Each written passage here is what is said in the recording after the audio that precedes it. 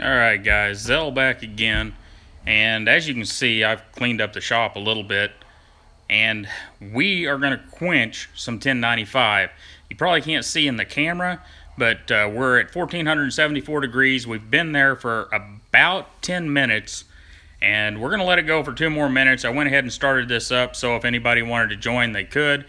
If not, I'll just record here by myself, but anyhow, yeah, and yes, the guy that commented that I say anyhow a lot, I do. Whenever you go live, man, this stuff is tough. Anyhow, but 2 minutes, and we'll open up the kiln, get a look inside, and we'll quench those knives that we looked at earlier. They're all made out of 1095. Somebody said that I was excusing 1095 in the earlier one, and I wasn't.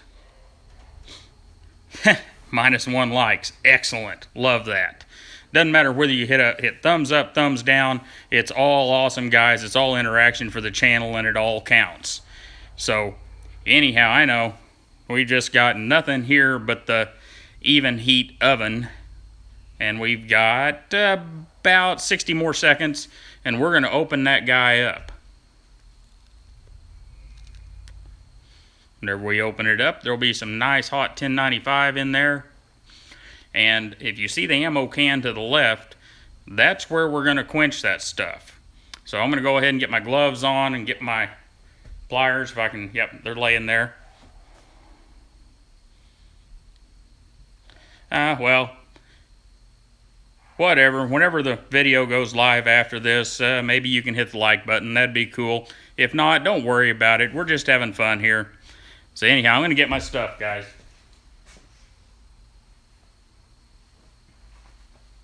Yeah, and that is one thing. Whenever you're doing this, be safe about it.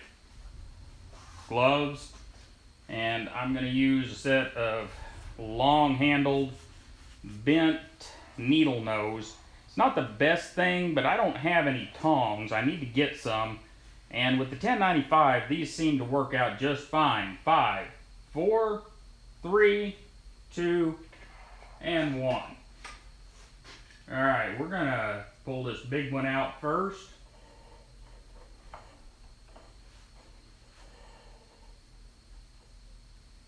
See all that red hot there? We're going to dive it down into the peanut oil. Not nearly as exciting as you'd hope.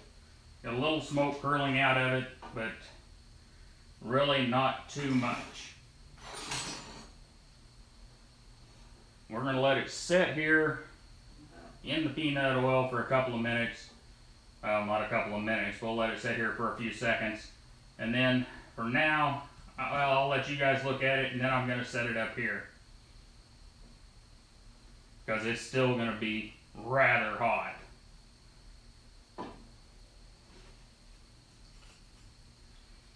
Anyhow, this is a kind of a wild blade, and it's still really hot. That I made for a friend of mine who kind of wanted that blade shape. Not too sure. It's got a tanto tip here. Kind of a, I don't know. It's what he drew, so that's what we made. Anyhow, I'm going to go ahead and lay that one down. And I'll get back behind the camera where I can see if you guys have any questions. Hey, somebody got a thumbs up in there. That's awesome. I really appreciate that. Anyhow, I'm going to go ahead and let the stream run. It's going to be another about 8 minutes before I pull another one out. So, you know, if you go get a drink or something, it'd be a good time for that. And if you have questions, it's a good time for that too. I'll do what I can to answer.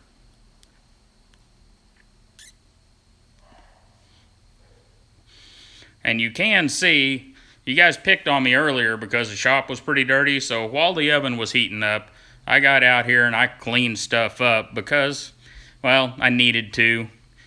After Blade Show, with everything that went on there, and if you were in attendance, guys, I really appreciate it. Blade Show was just an awesome experience, and if you haven't been, you really need to go. It's all about community. And Colton, no, I haven't checked out J. Fisher Knives. Why make a note of that. Send me a note somehow, and I will go and check out those knives. Oh, he has a massive website. That's awesome. I like websites. I wish I had one. We've got the URL and everything reserved. And my little brother does websites, so I guess we should have a website. Maybe we'll get that done soon. At Todd Knife and Tool at Blade Show, guys, there may be some really, really awesome news down the road. I can't let the cat out of the bag yet, but if it works out, I may be able to get some Todd Knife and Tool knives in your hands sometime in the not far distant future. And I really think that'd be a cool thing. I hope you guys do too. And, I was there with WE Knives as well. And, oh my goodness, guys, there is so much cool stuff coming out of WE. It's just unreal. Just hold on. It's going to be exciting over the next few months. And yeah, we're having to wait on this, and I'm trying to think of things to say. Come on, guys, get some questions going here, anything. Oh.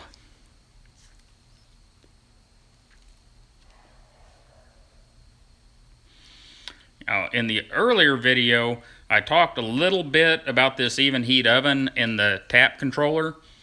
If the guys that are watching, or those of you that are watching later, are looking into knife making, there are a lot of people that are going to tell you that the 3-button control or the other one, there's 3 different controllers for most of these ovens. They're going to tell you, oh, that's fine. Just get the... My favorite president would have to go all the way back to Mr. Reagan. That man was a speaker, and he could really get people interested and involved. But that's probably my favorite, and wasn't for political reasons. It's because of the way he presented himself. And I did mostly agree with his politics too. I definitely agree with the lower taxes, but that's a whole different subject. Anyhow, this tap controller, and I said it again, didn't I? This tap controller, oh cool, Colton, is super easy. I was able to, whenever this thing came out of the box, I put it up here on the bench. I had some knives I needed to heat treat, and I was heat treating stuff in a matter of about 15 minutes from the time I opened the top of the box.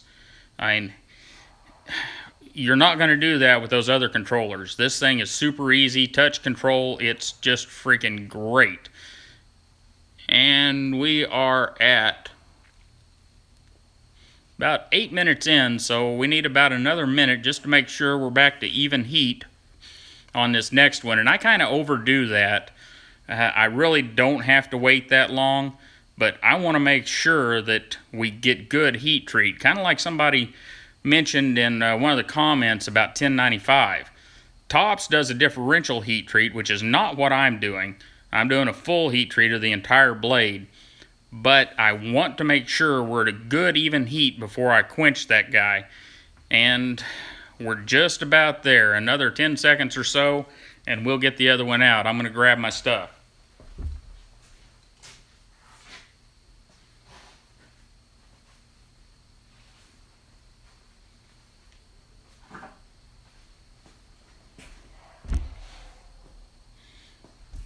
Alright, we can get this guy out, so we'll open her up again, let you get a look inside. And we'll get this one next. This is a design you guys haven't seen yet. And there you go. It's like I said, it's not terribly exciting. Get a little smoke off of it, and that's really all we get in the warm peanut oil at 1475 degrees.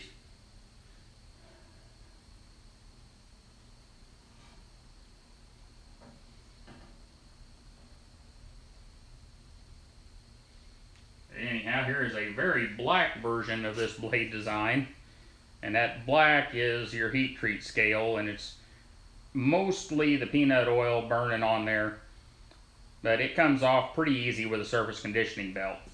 I'm going to get that back down in there a bit. It's still really hot.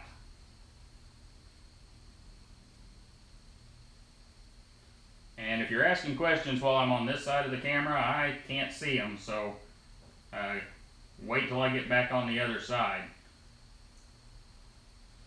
Anyhow, there we go. We'll set that one up there. And right now, those blades are fragile. Right after they're quenched, they're at about 60, 62 HRC. And what I'll do is, once I've got all 4 of them out and they've cooled down to where you can touch them, I've got a little Breville toaster oven that I'll take them all in the house. I'll put them in that Breville toaster oven at 400 degrees for 2 hours. And whenever they come out, they'll be about 58, 59 HRC, which is really good for 1095, and it tends to hold an edge well. And we'll see how they come out. These 4 knives, whenever I get them back from the coder here in a couple weeks, we'll get a look at them on the channel. Anyhow, if you got questions, put them up there.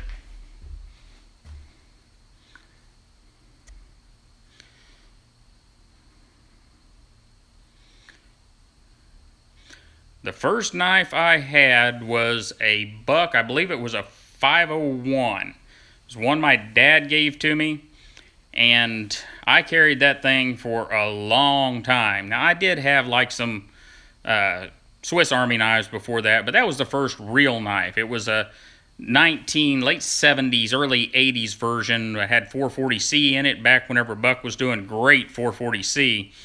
And I carried that thing until I ended up with a Spyderco Delica after I got in the Navy.